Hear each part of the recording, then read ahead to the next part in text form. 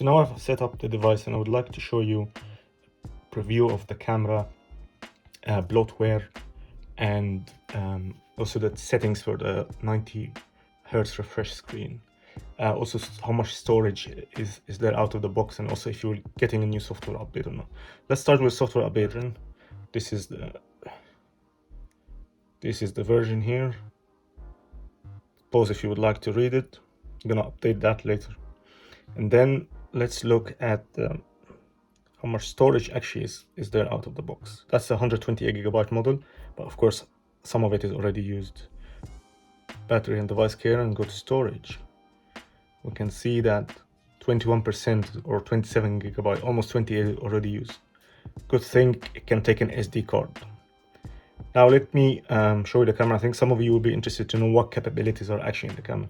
And here we go. Let's start with the video. Actually no 4K. If you click here, only FHD or HD 30 frames per second.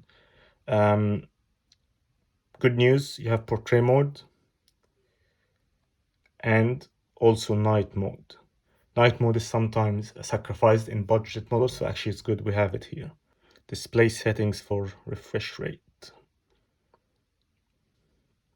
If you go to motion smoothness, you can change between standard, high. High, of course, is the 90 Hertz that this model supports, and it's by default set to 90.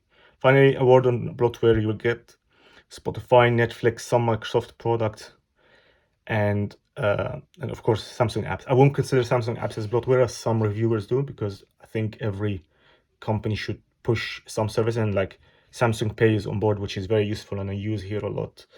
Also Facebook is, I don't use that actually. Let's see if I can uninstall that. Hope you enjoyed this unboxing and first look at this beautiful device. This is actually a very affordable device, and I think from the first day of use I can see it's actually delivering quite well for its price range, selling for under 300 euros here in Europe. See you in another video.